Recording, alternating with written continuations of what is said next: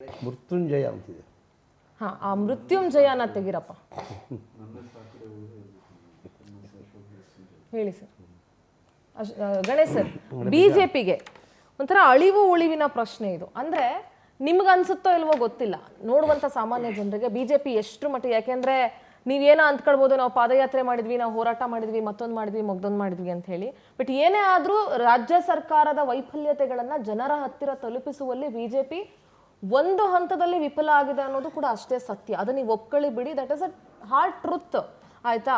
ಈ ಎಲೆಕ್ಷನ್ನು ತುಂಬಾನೇ ಇಂಪಾರ್ಟೆಂಟ್ ಆಗುತ್ತೆ ಬಿಜೆಪಿಗೆ. ನೀವು 2028ರ ಎಲೆಕ್ಷನ್ಗೆ ಕಂಟೆಸ್ಟ್ ಮಾಡ್ಬೇಕಂತ ಸಂದರ್ಭದಲ್ಲಿ ಈಗ ಯಾವ ರೀತಿ ತಯಾರಾಗಿದೆ? ಒಂದು ರೀತಿ ಅಶೋಕ್ ಮತ್ತು ವಿಜಯೇಂದ್ರ ಅವರಿಗೆ ಇದೊಂಥರ ಮೋಸ್ಟ್ ಚಾಲೆಂಜಿಂಗ್ ಟಾಸ್ಕ್ ಇದು. ಸರ್ಕಾರದ ವಿರುದ್ಧ ಏನೇನೆಲ್ಲ ನೀವು ಹೋರಾಟಗಳು ಮಾಡಿದಿರಿ ಅದೆಲ್ಲವೂ ಇಷ್ಟು ದಿನ ಮುಗ್ದೋಯ್ತು. ಈಗ ನೆಕ್ಸ್ಟ್ ಎಲೆಕ್ಷನ್ ಟೈಮಲ್ಲಿ ನೀವು ಹೇಗೆ ಜನರನ್ನ ಕನ್ವಿನ್ಸ್ ಮಾಡುವಲ್ಲಿ ಸಕ್ಸಸ್ ಆಗ್ತೀರಿ ಅನ್ನೋದೇ ಇಂಪಾರ್ಟೆಂಟ್ ಇವಾಗ. ನೀವು ಹೇಳಿದ್ದೆಲ್ಲ ಕಾರ್ಯಕ್ಷೇತ್ರದಲ್ಲಿ ಉಪಯೋಗಿಸಬೇಕಾದಂಥ ನೀತಿಗಳು. ಎರಡನೇದಾಗಿ ಇದು ಎಲ್ಲ ಪಕ್ಷಗಳಾಗಲಿ ನಮ್ಮ ಪಕ್ಷಕ್ಕೂ ಒಂದು ಚಾಲೆಂಜೆ, ಅದರಲ್ಲಿ ಎರಡು ಮಾತಿಲ್ಲ. ಸಾಧಕ ಬಾಧಕಗಳನ್ನು ನೋಡಲೇಬೇಕು. ಅದನ್ನು ಯಾವ ರೀತಿ ನಾವು ಆ ಸಂದರ್ಭದಲ್ಲಿ ಜನಗಳ ಮನಸ್ಸನ್ನು ಗೆಲ್ಲಬೇಕು ನೋಡ್ತೀವಿ. ಇದು ಒಂದನೇದಾಗಿ. ಮೊದಲನೇದಾಗಿ ನಾನು ಸುಪ್ರೀಂ ಕೋರ್ಟಿನ ತೀರ್ಪನ್ನು ಸ್ವಾಗತಿಸ್ತೀನಿ.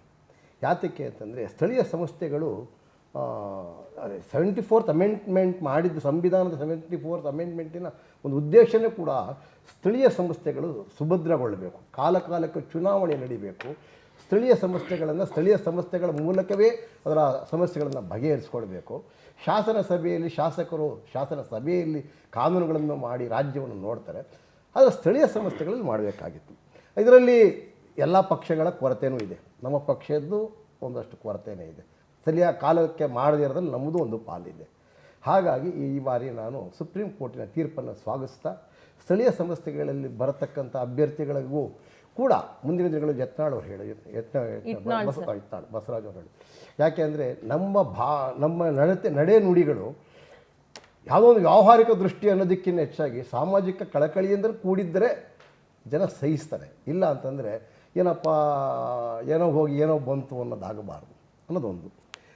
ನೀವು ಇನ್ನೊಂದು 2-3 ಮಾತುಗಳು ಹೇಳಿದ್ರಿ.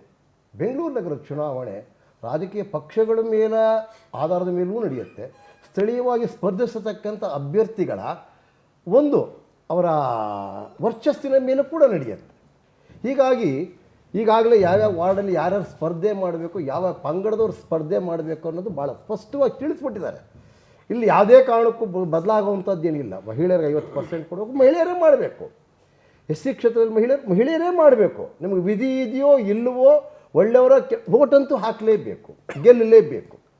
ಹಾಗಾಗಿ ಸ್ಥಳೀಯ ಸಂಸ್ಥೆಗಳ ಜವಾಬ್ದಾರಿ, ಸ್ಥಳೀಯ ಸಂಸ್ಥೆಗಳಲ್ಲಿ ಬರತಕ್ಕಂಥ ಸದಸ್ಯರ ಜವಾಬ್ದಾರಿ ಕೂಡ ಜಾಸ್ತಿ ಆಗಿದೆ. ಇಲ್ಲಿ ಒಂದು ಭಾಗ ಯೋಚನೆ ಮಾಡಬೇಕು. BMP ಅಂತ ನಮ್ಮ ಬಸವರಾಜ ಹೇಳ್ತಿದ್ರು, ಇಟ್ನಾಳವರು.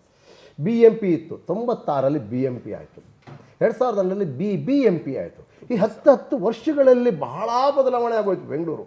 ಬಹುಶಃ 30 ವರ್ಷಗಳಲ್ಲಿ ಆದಂಥ ಬದಲಾವಣೆ ದೇಶದಲ್ಲಿ ಎಲ್ಲೂ ಆಗಲಿಲ್ಲ ಅನ್ನೋಂಥ ನನಗನ್ಸುತ್ತೆ, ಇಫ್ ಐ ಆಮ್ ಕರೆಕ್ಟ್. 5 ಮಹಾನಗರ ಪಾಲಿಕೆ ಏನಕ್ಕೆ ಮಾಡಿದ್ರು ಗೊತ್ತಿಲ್ಲ. ಹೇಳ್ತಿದ್ರು ಅಧಿಕಾರದ ವಿಕೇಂದ್ರೀಕರಣ ಆಗಬೇಕು, ಒಬ್ಬ ಮೇಯರ್ ನೋಡೋಕ್ಕಾಗಲ್ಲ, ಎಲ್ಲ ಆಗಲ್ಲ ಅಂಥೇಳಿ.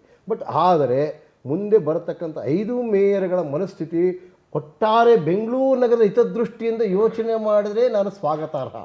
ತಮ್ಮ ವೈಯಕ್ತಿಕ ಪ್ರತಿಷ್ಠೆಗಳು ಹಾಗೂ ರಾಜಕೀಯ ಸಂಘರ್ಷಗಳ ಚಿಂತನೆಗಳ ಮೇಲೆ ಮಧ್ಯ ನಡೆದರೆ ಈಗ ರಾಜ್ಯದಲ್ಲಿ ನಡೀತಿರತಕ್ಕಂಥ ಚಿಂತನೆಯ 2ನೇ ಭಾಗ ಆಗಬಹುದು. ನಿಮ್ಗೆ ಅನ್ಸುತ್ತಾ ಯಾವ್ದಾದ್ರು ರಾಜಕಾರಣಿಗಳು ಯಾವ್ದಾದ್ರು ಕ್ಷೇತ್ರದ ಉದ್ಧಾರಕ್ಕೋಸ್ಕರ ಯೋಚನೆ ಮಾಡ್ಕೊಂಡು ರಾಜಕೀಯಕ್ಕೆ ಬರ್ತಾರೆ ಅಂತ ನನಗಂತೂ ಅನ್ಸಿಲ್ಲ ಬಸವರಾಜ್ ಸರ್. ಇತ್ತೀಚಿನ ದಿನಗಳು ಅಂದ್ರೆ ನೀವೇನ್ ಲಾಸ್ಟ್ 30 years ಹೇಳ್ತಿದ್ದೀರಾ, ಐ ಡೋಂಟ್ ಥಿಂಕ್ ಸೊ.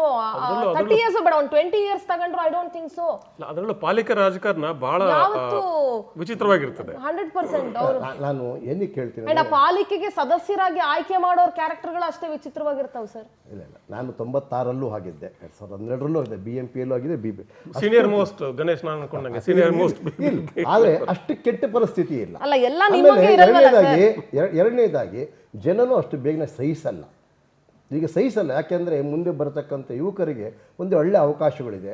ಆಮೇಲೆ ಇತ್ತೀಚಿನ ದಿನಗಳಲ್ಲಿ ಕಾಂಗ್ರೆಸ್ ಪಕ್ಷನೂ ಕೂಡ ಅಧಿಕಾರದ ವಿಕೇಂದ್ರೀಕರಣದ ಮೂಲಕ ಬೆಂಗಳೂರಿನ ಚಿಂತನೆಯನ್ನು ಬಹಳ ಚೆನ್ನಾಗಿ ಮಾಡಬೇಕು ಅನ್ನೋ ಒಂದು Alright, ದೃಷ್ಟಿಯಿಂದ ಗಣೇಶ್ ಮಾಡಿದ್ರೆ ನಾನು ಅದನ್ನೂ ಕೂಡ ಒಂದು ರೀತಿ ಯೋಚನೆ ಮಾಡ್ತಾ ಎಲ್ಲೋ ಒಂದು ಕಡೆ ಮಹಾನಗರ ಪಾಲಿಕೆಗಳ ಮಧ್ಯೆ ಆರ್ಥಿಕ ತಾರತಮ್ಯ ಬಂದಂಥ ಸಂದರ್ಭದಲ್ಲಿ ಆಮೇಲೆ ಗಡಿಗಳು ಇಲ್ಲಿಂದ ತಗೊಂಡೋಗಿ ಅಲ್ಲಿ ಬಿಟ್ಟು ಅಲ್ಲಿಂದ ಅವ್ರು ಮಾಡಲಿ you can't expect Bengaluru north ಬಂದಷ್ಟೇ ಫಂಡು ಬೆಂಗಳೂರು ಸೌತ್ ಬರುತ್ತೆ ಅಂತ ನೀವು ಎಕ್ಸ್ಪೆಕ್ಟ್ ಮಾಡಕ್ಕಾಗಲ್ಲ. ನಾನು ಹಾಗೆ ಬೆಂಗಳೂರು ಸೌತ್ ಬಂದಷ್ಟು ಬೆಂಗಳೂರು ಈಸ್ಟ್ ಬರುತ್ತೆ ಅಂತ ನಾನು ಹಾಗೆ ಹೇಳ್ತಿಲ್ಲ.